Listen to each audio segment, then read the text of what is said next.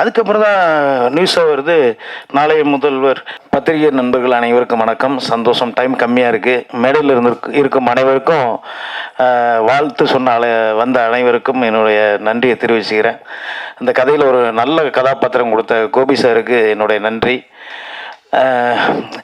சொன்ன மாதிரி இந்த கதை எப்படின்னு சொல்லும்போதே என்ன சொல்லும்போது, இல்லை சார் ஒரு த்ரில்லர் படம் அவ்வளோதான் சொன்னார். அப்புறம் அங்கே ஸ்பாட்டுக்கு போனால் ஒவ்வொரு சீனாக கேட்குறேன், சீனை ஃபுல்லாக சொல்லவே மாட்டேங்கிறேன். சார் சீனை சொல்லிட்டு படம் எடுங்கன்னா, என்ன சார் சீனை சொல்லவே மாட்டேங்கிறீங்க? இல்லை சார் சொன்னால் சஸ்பென்ஸ் போயிடும் அப்படிங்கிறார்.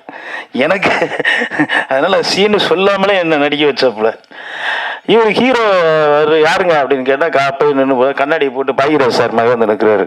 இன்னைக்கு பாக்யராஜை யாராவது ஏற்றுவாங்களா நமக்கு தெரியலையே, எப்படி நடிக்கிறாரு அப்படின்னு பார்த்தா தலைவன் ஏதோ சாதாரணமாக இந்த நடிக்க வராது போல இருந்தால் நினச்சேன். ஆனால் பட்டையை கிளப்பிட்டாப்புல. தினேஷ் சார் நான் எதிர்பார்க்கவே இல்லை. அதுக்கப்புறம் தான் எனக்கு தெரியும் தினமலரில் பத்திரிகை ஓனர் அப்படின்ட்டு. என்னப்பா நமக்கு இவர்கிட்ட பயிற்சி கூடாது, கொஞ்சம் பயந்து இருக்கலாம் அப்படின்னு பார்த்தா அவர் என்ன பார்த்து பயப்படுறாரு. ஐயோ என்னடா அது, நான் சார் நீங்கள் எப்படி நல்லா நடிக்கிறேன்னா இப்படி கெஞ்சி கேட்குறாரு. சூப்பரா சார், பரவாயில்லையா சார், நல்லா பண்ணேண்ணா. என்ன இவர் நம்மகிட்ட போய் கெஞ்சிக்கிட்டு இருக்காரு. நம்ம இவர் ஏதாவது யூஸ் போட வைக்கலாம், யூஸ் பண்ணிக்கலான்னு பார்த்தா இவர் நான் நல்லா நடிக்கிறேன்னா டெய்லி இதே வேலையாக போச்சு, நம்ம பதில் சொல்கிறதே வேலையாக போச்சு.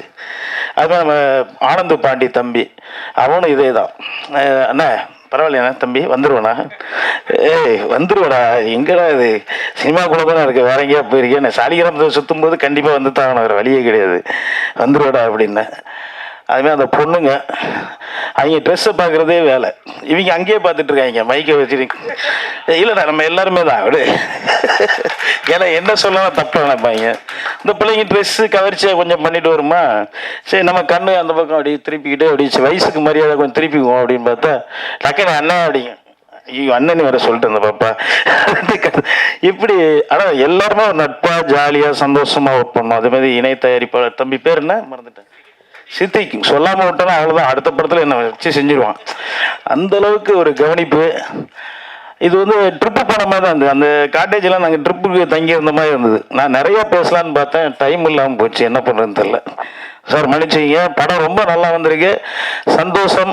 நானும் இந்த படத்தில் ட்ரெய்லர் எல்லாம் பார்த்துட்டு என்னடா விஜயாக புகழ்ந்துட்டு இருக்காங்க, நம்மளை எதுவும் சொல்லாமல் இருக்காங்களே, படத்தில் நம்ம நடிச்சிருக்கோம், விஜய் சார் இதான் வந்து நான் பின்ன லாஸ்ட்டில் உள்ள பார்க்கவே இல்லை. லாஸ்ட்டில் இந்த இது வரும்னு தெரியாது. அதுக்கப்புறம் தான் நியூஸாக வருது, நாளைய முதல்வர் அப்படின்ட்டு. எனக்கும் கொஞ்சம் ஷாக்காக தான் இருந்தது. எப்படின்னு தெரில, பார்ப்போம். தெரில, அது நம்ம கையில் இல்லை, மக்கள் கையில் இருக்குது. அது அவங்கவுங்கள நேரத்தை பொறுத்து இருக்குது. சந்தோஷம். இந்த படத்தில் நான் ஒரு முக்கியமான நல்ல கதாபாத்திரம் பண்ணியிருக்கேன்.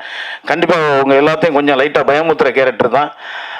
நீங்கள் பார்த்துட்டு சொல்லுங்கள். பத்திரிகை நண்பர்கள் எல்லாரும் சப்போர்ட் பண்ணுங்கள். நன்றி, தேங்க்யூ. டைம் இல்லாத காலத்தில் சீக்கிரமாக முடிச்சிட்டேன். தேங்க்யூ.